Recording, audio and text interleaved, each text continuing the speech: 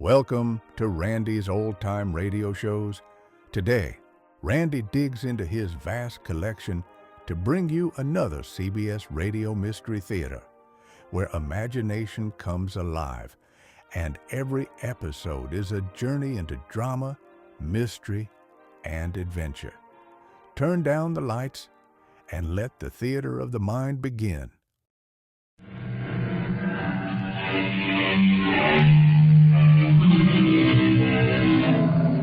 Come in. Welcome. I'm E.G. Marshall. There is a distinction between assassination and murder, though both end in the victim's death. An assassin generally kills a political figure or prominent person for a cause or notoriety, not revenge, not money. He is an optimist who appoints himself judge and jury and is generally an ordinary person. We meet one today who killed an American president. What am I being accused of? Not deceit, sir, but ambition. I was ambitious to know your niece, Anna. I was ambitious to meet you, her uncle. And I am ambitious to make the law my career. To all that, I do plead guilty. Charles Guiteau, I see in you the makings of an excellent trial lawyer. I wish you good night. Good night, Anna. Good night, Uncle.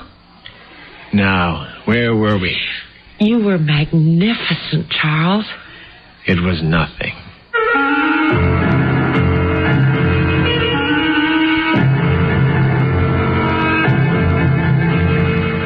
Our mystery drama, Portrait of an Assassin, was written especially for the Mystery Theater by James Agate, Jr. and stars John Lithgow and Patricia Elliott. I'll be back shortly with Act One.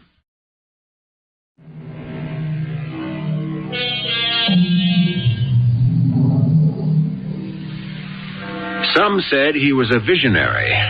Some said he had delusions, but that there was value in his beliefs.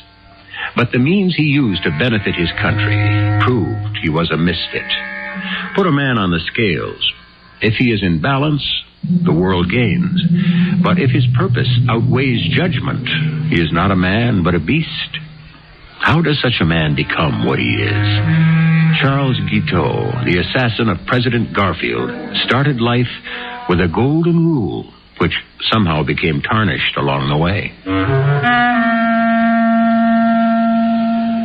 Last night, I had the first good night's sleep since I'd made up my mind to kill him. I slept like a baby, woke up refreshed, feeling fine. It's all because I was successful. Yesterday, I shot the President of the United States, and I know he's going to die.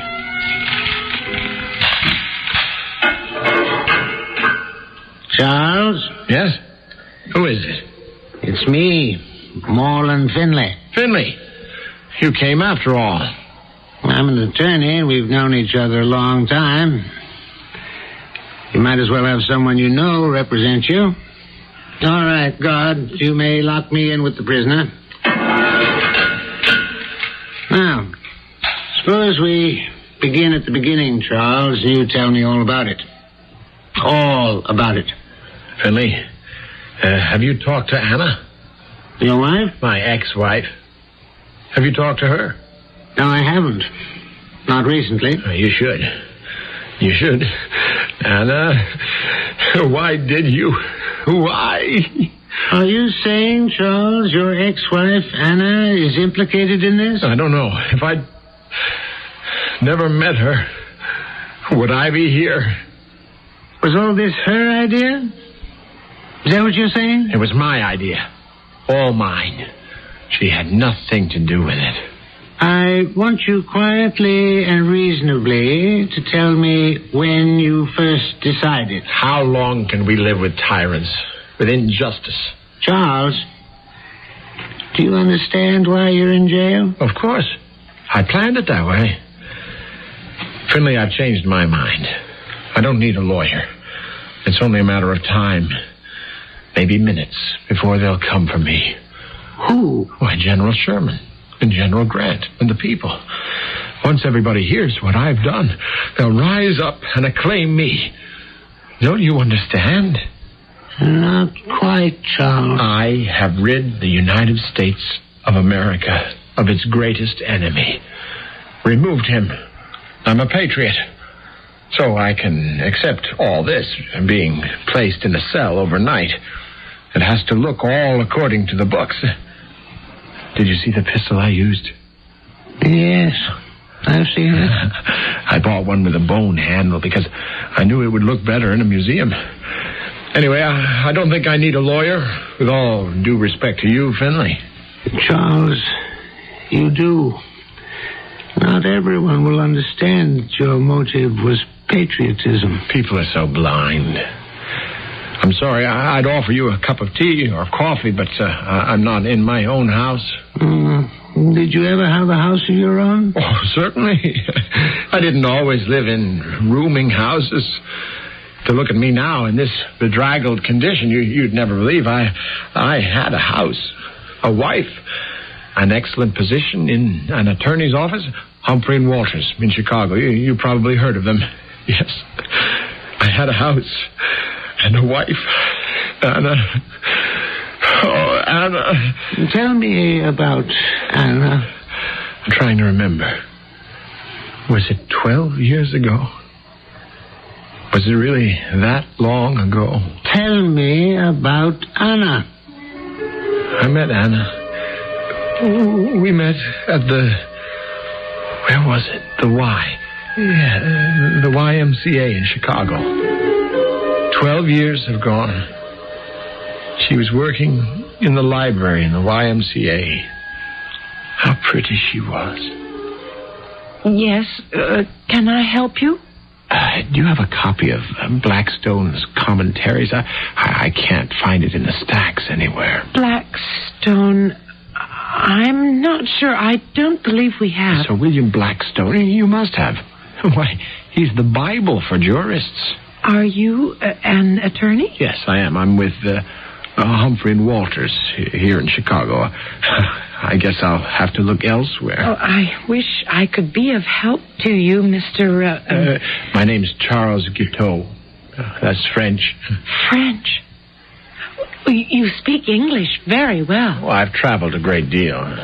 One picks up things. I also speak German. Oh, I don't speak any languages. It's a defect I'm going to correct as soon as I can. Your parents are... That's the problem. They both died not very long ago, and I'm living with my uncle. He's a very well-known lawyer, too. Isn't that a coincidence? I beg your pardon, miss, but what did you say your name was? Anna. Anna Bunn. B-U-N-N. Oh, Anna. That's interesting. I've made quite a study of names. Do you know what Anna means? No, I don't.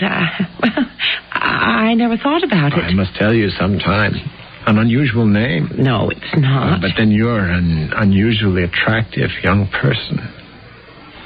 A great deal is revealed in a name. I'm sorry about the Blackstone. I wish I could have helped you. Perhaps, Miss Bunn, there is something you could do for me. There is? May I have the honor of calling on you this evening at your uncle's residence?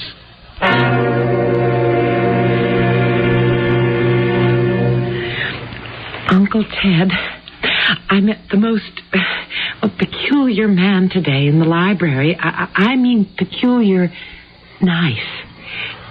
He's coming to call on me this evening. What? Tonight? Here? Call on you? Who is he? You just met this man in the YMCA? He's an attorney with Humphrey and Walters.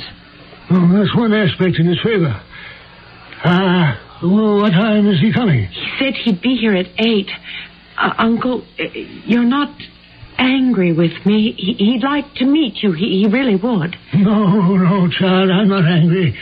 I realize you're becoming a woman, and it's, I suppose, quite normal to... Uncle Ted, Do you know what my name means? Your name, Anna? What Anna means? He said it was something nice, but I thought maybe you'd know. There's a great deal an attorney is required to know, but the meaning of people's names is not one of them. That must be him. And it's 8 o'clock. Punctuality. An excellent virtue. What is the gentleman's name? Charles Guiteau. Anna, you let him in. I have some briefs to prepare. I shall join the both of you in an hour.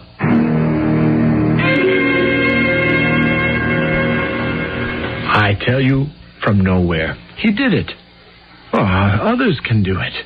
James Abram Garfield rose from nowhere. Born in a log cabin, from a common laborer to a college president. It wouldn't surprise me in the least if someday he attained the highest office in the land. The president? Because he knows where he's going. Self-improvement. That's the American way, and it's my motto, Anna. May I call you Anna, Miss Bunn? Well, I suppose so. Although I don't know what my uncle would say. Oh, he's an attorney, you told me. I'm sure he looks ahead. Besides, we're almost into the 20th century, 1868. Don't you feel the magic of those numbers?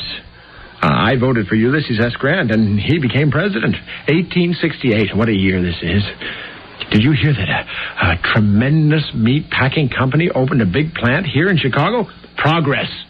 The American way. Oh, you have a great many facts at your fingertips, Mr. Guiteau. Oh, but they're not as delicate as yours, Anna.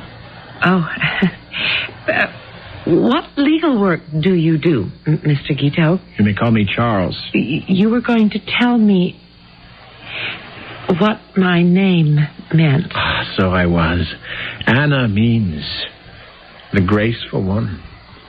A magic name for beauty walking. Oh, my goodness. The shoe fits like Cinderella's slipper. Charles, your name, what does it mean?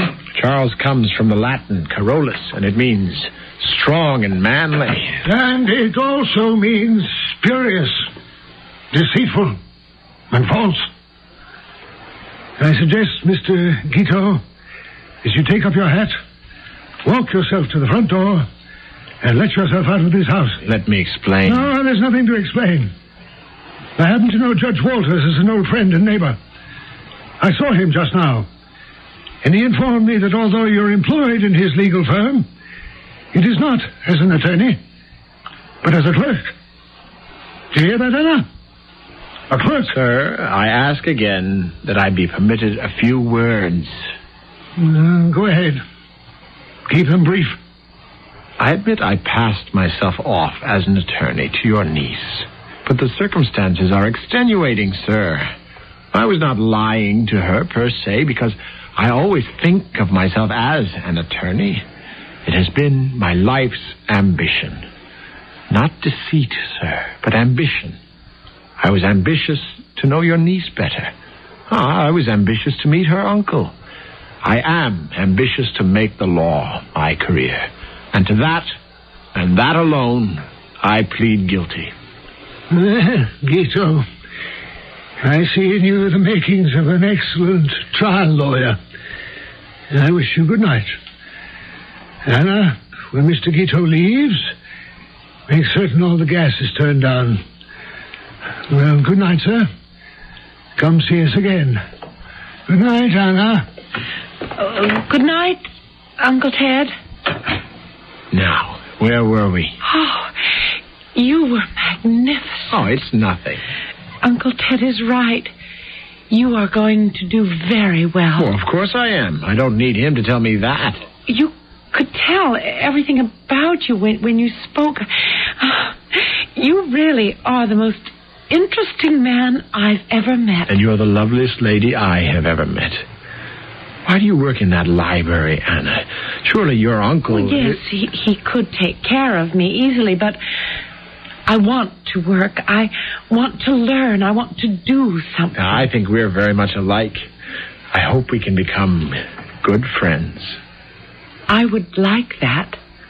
You really think I made a good impression? On Uncle Ted? Oh, I know when he's pleased, particularly when he takes a firm stand and then finds himself persuaded against his initial judgment. He liked you, Charles. I'll make myself worthy of his friendship and his endorsement. What do you mean? When I take my bar examination, one word from an attorney of his standing, and I'll be able to hang out my own shingle in 6 months.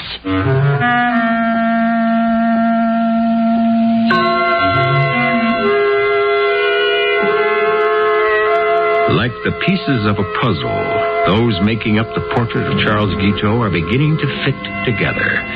But like all men who believe so strongly in themselves, who have no friends but themselves, they are their own worst enemy.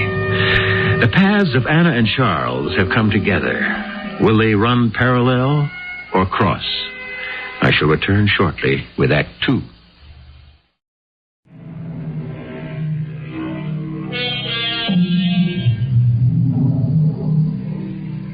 Charles Guiteau, 39 years old, sits in Washington's District of Columbia jail the morning after he has fired 2 bullets into the back of President James Garfield.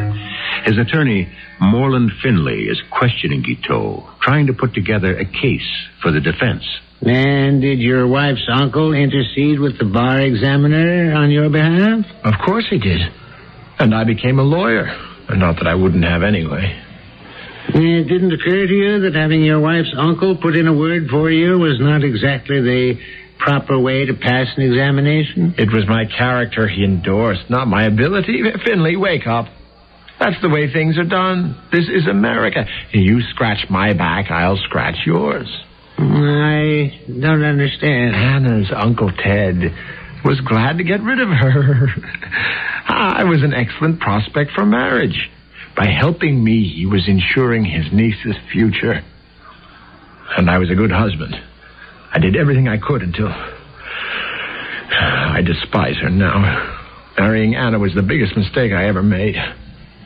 She has asked to see you. Here? In jail? I won't allow it. I want to have nothing to do with her.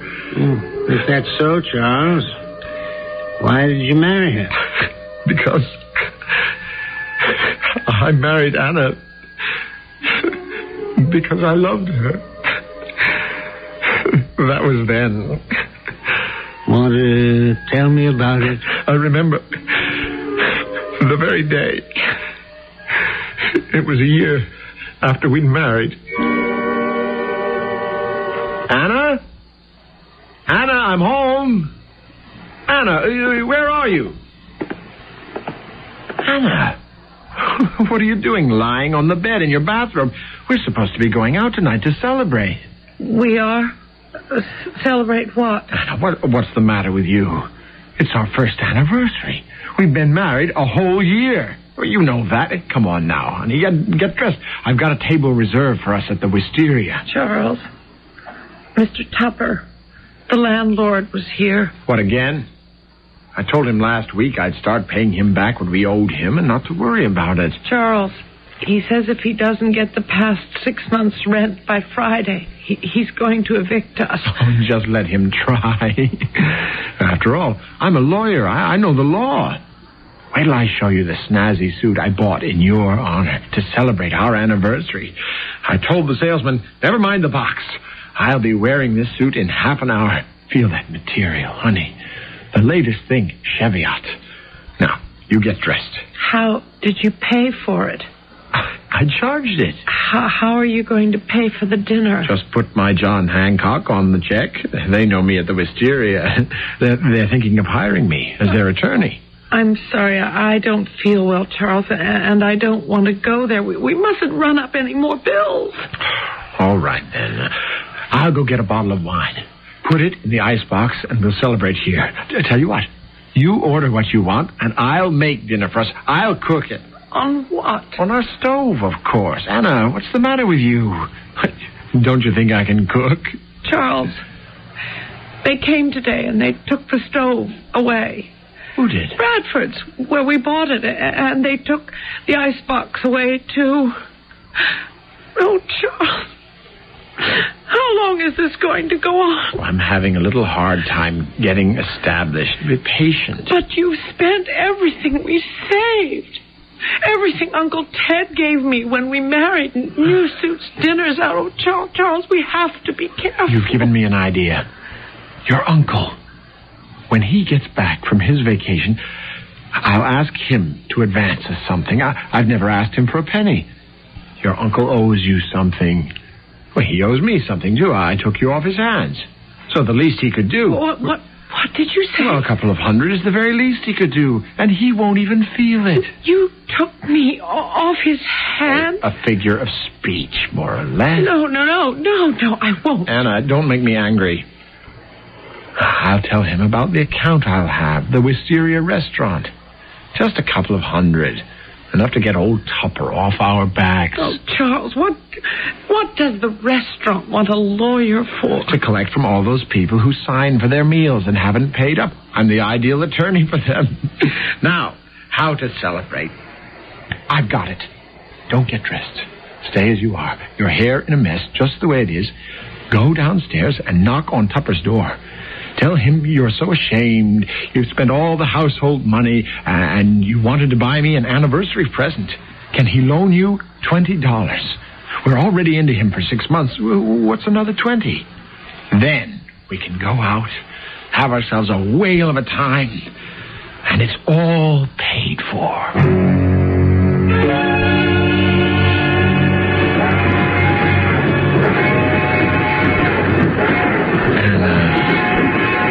You'd stop crying. I'm so ashamed.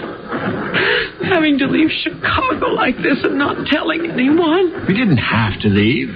I decided New York City would be a better opportunity. To be locked out of our rooms, Charles, it was so shameful. Old Tupper didn't reckon with me, did he? There he is, having dinner, and I'm up in our rooms right under his nose, quietly taking away all our own things and hauling it off in that hired express wagon. Charles, when we get to New York, where are we going to stay? The best hotel we can find. You have to look prosperous in New York. Success must be written all over you. Nobody looks twice at failure. You know, Charles, I think you should try politics. You'd be very good at it. You think so? I agree. Politics. Attach myself to a meteor, and as he blazes through the sky, so shall I. But how will you know who to follow? Well, there's a presidential election coming up. There's a man running on the Democratic and Liberal ticket. Horace Greeley. Horace, from the Latin, Horatius. Light of the sun. That's my man. I want to stand in that light. Work for Greeley, and that's the road to success. Charles, you mustn't fail now. I won't. Why now? Well, because, Charles, we're going to have a baby. We? A baby? Anna, darling, you're going to have a baby. I'm going to have a baby. It's a dream come true. Did that ever happen to you, darling? All of a sudden, a dream come true? No, never. Just the opposite in my life. Until now. So, you see, things change. Now we'll have a baby. It would be wonderful. It will be wonderful. If I don't get dealt another hand from the bottom of the deck. Oh, don't be so pessimistic, silly. You're right, Anna. Go on, Mr. Engineer. Blow your train whistle for New York. Success and our baby.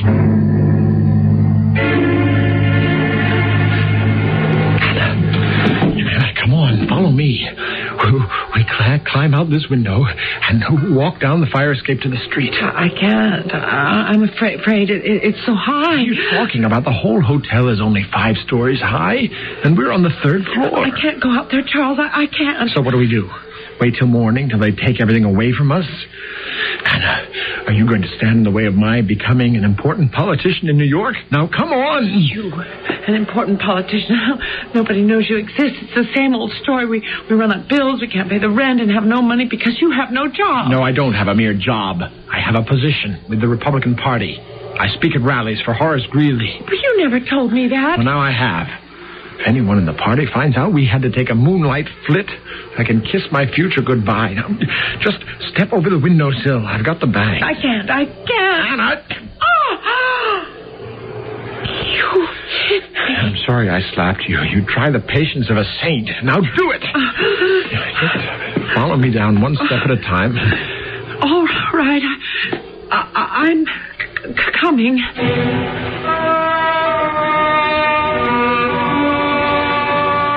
Oh, my darling Anna. It's so good to see a smile on your face. You see, this rooming house is quite cozy. I hope they fixed the loose step. I told them again, but I'm careful. I step over it. I don't mind, and neither does he. You mean our son? Oh, I'm sure it'll be a boy. Oh, he kicks so hard. Oh, I was telling Mr. Greeley about the baby today. I said to him, Mr. Greeley, I'm working as hard as I can for you to get elected because I want my son to be kissed by the President of the United States.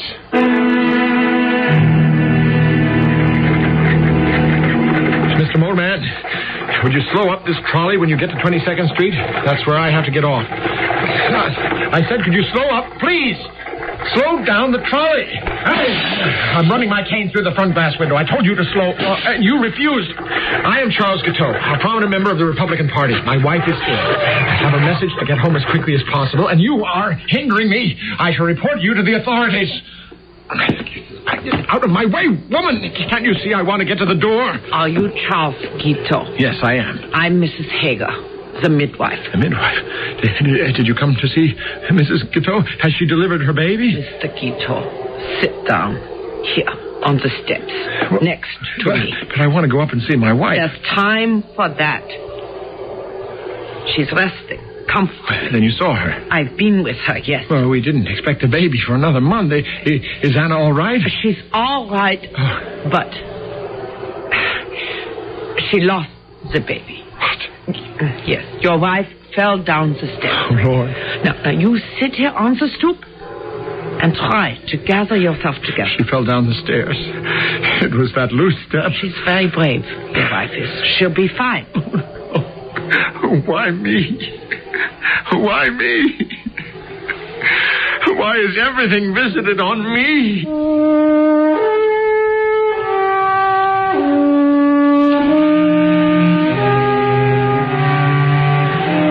You ask yourself, Anna, what does it all mean? First, our baby who isn't even born. Then Horace Greeley, one of the greatest men who ever lived. He's defeated. And in 3 weeks, he's dead. Everything I touch withers away, dies. Everything that has meaning. Charles, one must go on. You've been dragging yourself around for weeks now. Charles, what are we going to live on? I don't care. I never had a dream come true. And you said no, never? I said I didn't believe in dreams coming true. Something always deals you a bad hand from the bottom of the deck. Oh, I can't stand it when you go on and on like that. I'm so tired of hearing you moaning and groaning around the house every day. I thought I was marrying a man. You didn't choose me, Anna. Do you think I would have looked at you twice if your uncle hadn't been a prominent attorney and could give me a leg up? What makes you say such hateful things? Charles, you loved me and I loved you. Is it all in the past tense? Has it all passed? That's up to you, isn't it? If one could look deeply behind the mask that hides our suffering, we might have an inkling of what compels certain inexplicable actions. We shall look further at Charles Guiteau, driven by ambition, seemingly cursed by the fates, a man who, in spite of himself, turned history upside down, when I return shortly with Act 3.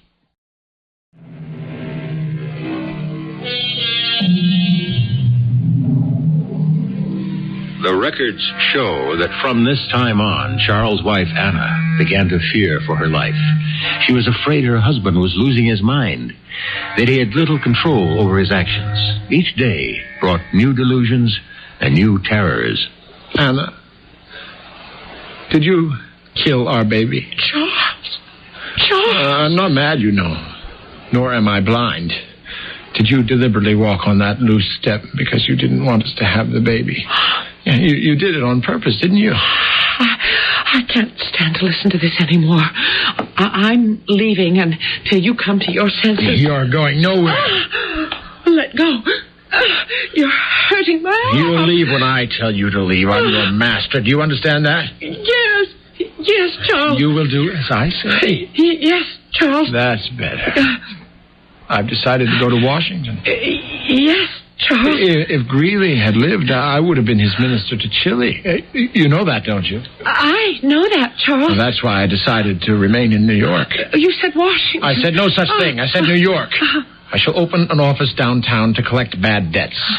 I shall become wealthy. Then, with that money, I'll return to politics. And I expect to find you here when I do, Anna. I've been thinking, Anna. I've never put the finger on your uncle.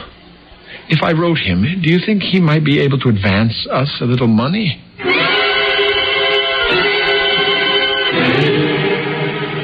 I'm sorry, Mr. Finley. My husband isn't home, but I expect him pretty soon, if you'd like to wait.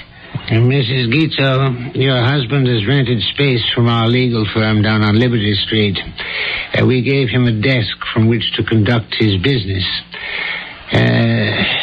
This is rather embarrassing. You sure you won't have some tea, Mr. Finley? Charles ought to be home soon. No, thanks. Since you and I have never met, my card... Warren Finley, attorney. Your husband isn't in New York, Mrs. Guiteau. Not at this moment. Oh. I was afraid so. I'll be honest with you. I haven't seen him in 4 days. You see, over the weekend, Charles managed to have the desk he was using removed from our building. We traced it to a used furniture dealer to whom he sold it. Are you sure? Unfortunately, yes. He told the dealer all he wanted it for was to have enough money to get him to Washington. Charles, how stupid. I'm sorry, Mrs. Guiteau. Obviously, you know nothing about any of this. I can see that your problem with your husband is far greater than ours with the stolen desk. Oh, Mr. Finley, I'm afraid. And I'm alone, really. I had an uncle, but he just died. I just found out today. I don't know whom to turn. Well, let me help. Sooner or later, your husband will come back to New York, and I'll have a talk with him. Something's happened to him in just the past year. I don't know him anymore. He acts as though the whole world owes him a living. More than that he should be recognized and famous. Perhaps Charles isn't well. I don't know. You will forgive me, Mrs. Guiteau, for a personal observation. Are those bruises on your arms and on your face? Yes. I think it's you who needs to be protected. And when I see Charles, I'm going to tell him so.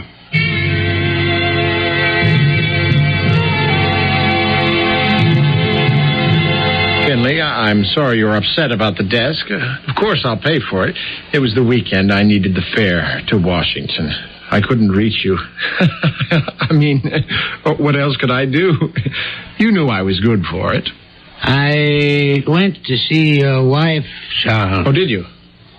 I haven't seen her yet myself. I came right down to the office from the train.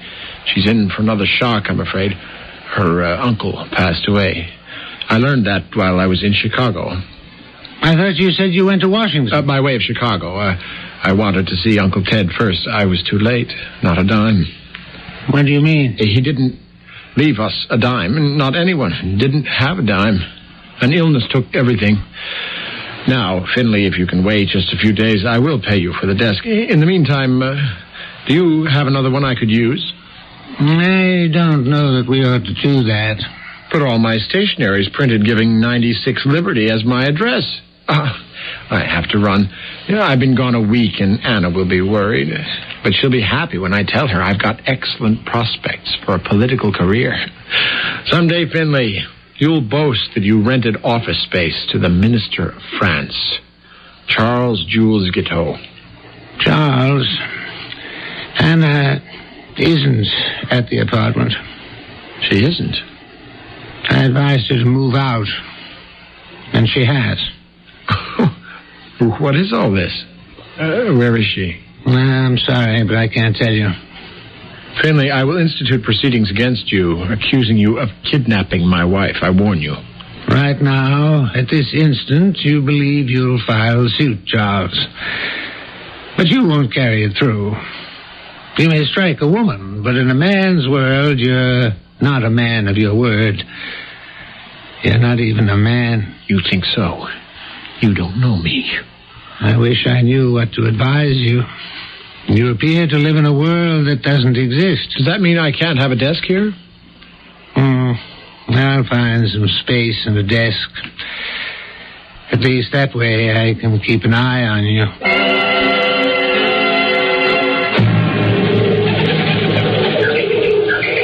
Hello, Charles. May I share this bench with you? Don't talk. The pigeons don't like noise when they're eating. What do you feed them? Crumbs and seeds. It's been a long time. I didn't know you were still in New York. I have an office uptown. Doing well? I was until today. Did you come to crow, Finley? I don't know what you mean. Have you heard from Anna? No, why should I? Please don't talk about her. You hurt her a lot, too. I was angry at the time when she divorced me. I'm not angry now.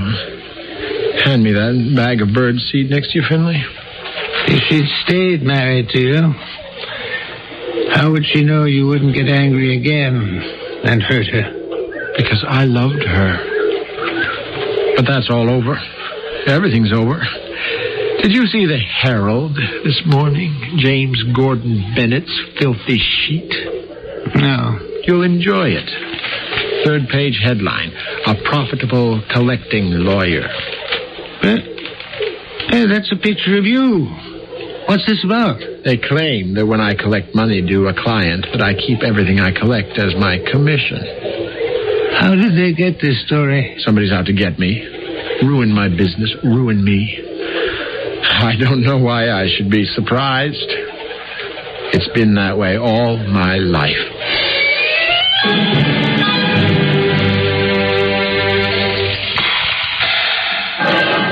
Guard, may I have another 10 minutes with Mr. Guiteau? I'll be finished talking to him then, and you can let me out.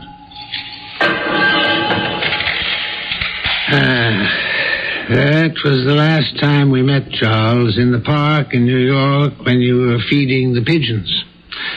Until... People are so selfish. Somebody has to take care of those birds. Until this morning here in Washington. Finley, old friend, do you think you could handle my defense? It depends on what I can prove. There's no question but that you shot President Garfield yesterday morning at the Baltimore and Potomac Railroad Station. It was the only way to save the country. How did you come to decide that? When Greeley lost, I wanted Garfield to be elected, so I worked for him. I wrote pamphlets, cornered politicians, did everything I could. I put in to be a consul or minister to France or Austria, my languages. Garfield owed it to me. I got him elected. I didn't know you spoke those languages. I deserved that.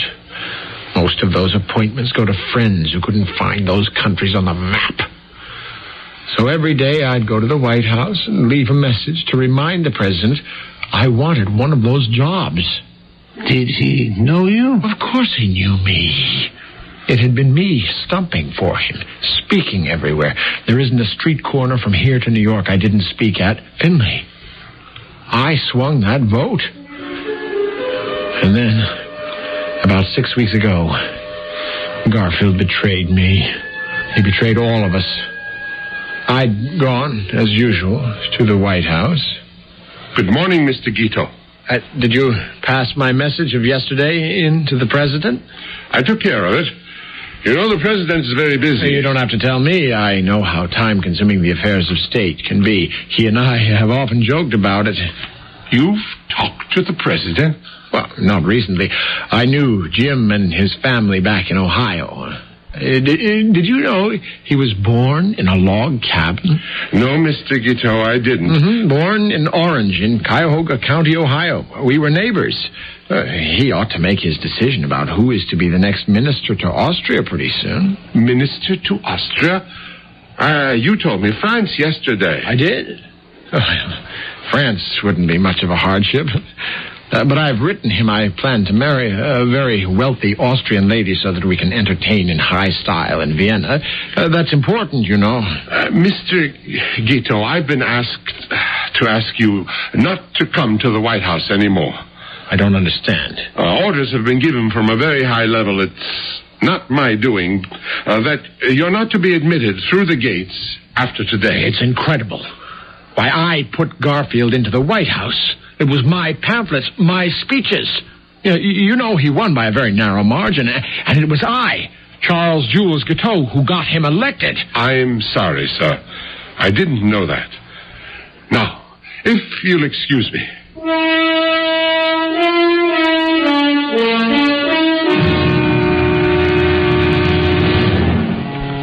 I left the White House and went to my rooms. What should I do? That night, for the first time, I heard a voice. Kill Garfield. Kill Garfield. Kill him. Kill him. It was the only answer. Rid the country of that man. Remove him permanently from office. Now I knew.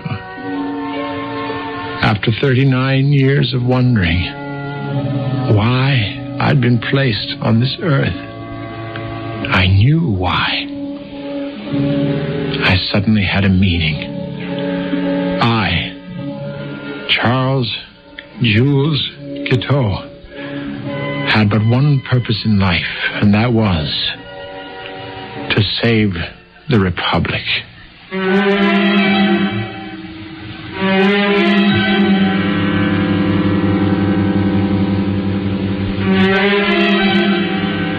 The past and the present tell us we are at the mercy of those self-appointed saviors who all too often see death as the all-purpose answer. Charles Guiteau, the assassin, had a vision to heal the blindness of sight. Unhappily, it was he who was blind. I shall return shortly.